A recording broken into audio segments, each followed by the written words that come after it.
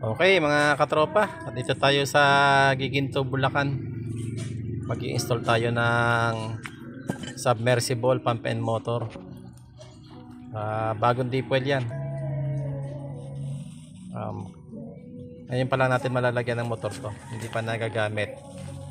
Yan yung ating submersible pump nya, saka yung motor. Ito yung riser pipe nya, CRI pipe, plastic. Ayan, detress yun. Tapos ito yung tinatawag na top and bottom, stainless. Okay, naidugtong na natin yung wire ng ano yan, ng submersible motor. Yan. Ginamitan natin siya ng upper tube. Dalawa yung flat cord na kasama niyan sa motor. Pwede kasi siyang 440 230 volts. Ito yung control panel niya. Yan, BFD. Yan.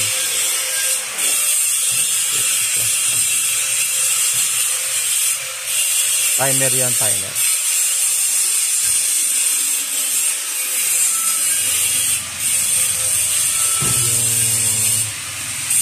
Yung control panel na yan. Ano kasi siya, ang supply niya single phase, pero paglabas niya dyan 3 phase na siya. Buksan natin. Ayan yung BFD niya.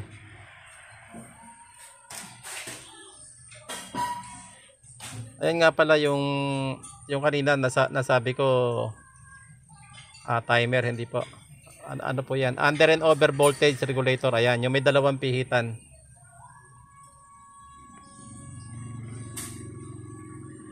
Diyan tayo magtatap ng submersible motor.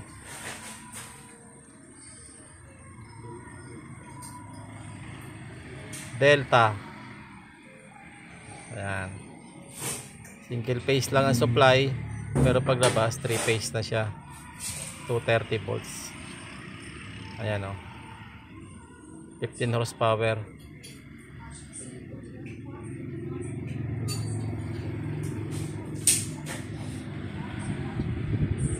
Okay, lagyan natin ng tubig yung loob ng motor. Ayan nalagyan na. Binubuksan doon yan tapos lalagyan mo ng tubig. Konti lang naman. Minsan kasi maraming kulang yung tubig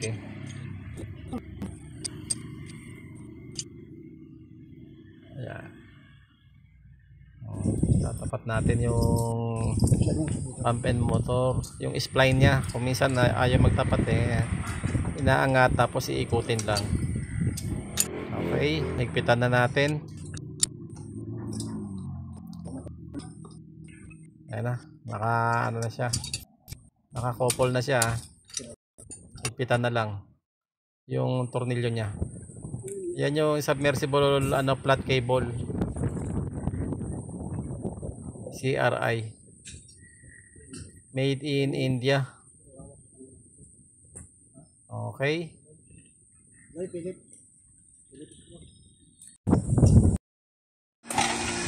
install na natin. Pasok na sa butas ng deep well.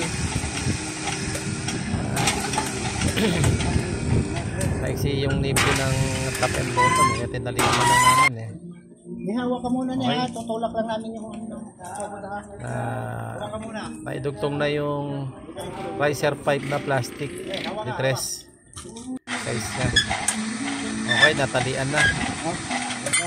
Tinatalian dyan sa riser pipe para iwas gas.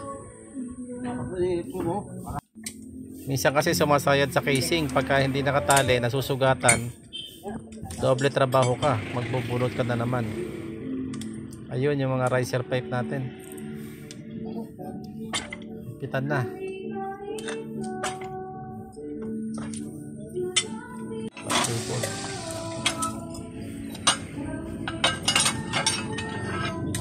Yung riser pipe na in-install natin dyan, ano yan, ilang piraso nga ba yan?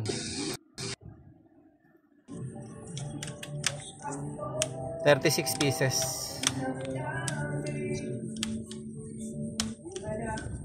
Ayan, higpit.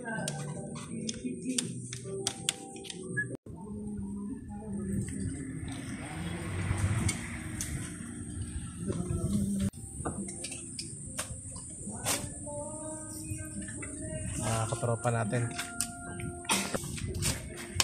nababa na nila.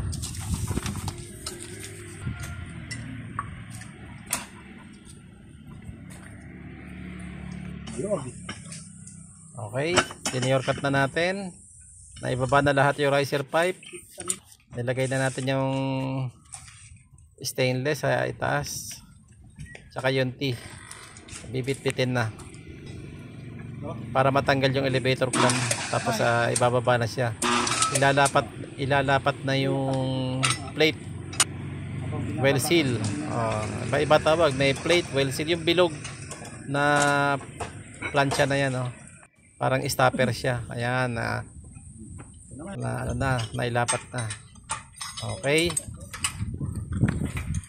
nailagay na natin yung pressure gauge. Okay, ayan, ilagay na rin natin yung ating PFD.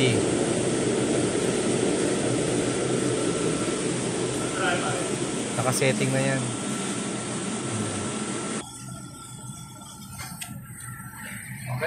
Okay, mga katropa, testing tayo. Paanda rin na. Okay, ayan, lumabas na yung tubig. Kung magpapa-repair po, tawag o text lang po kayo, 0916-396-6949. Okay mga katropa, maraming salamat po sa mga nanood. Hanggang dito na lang. Thank you.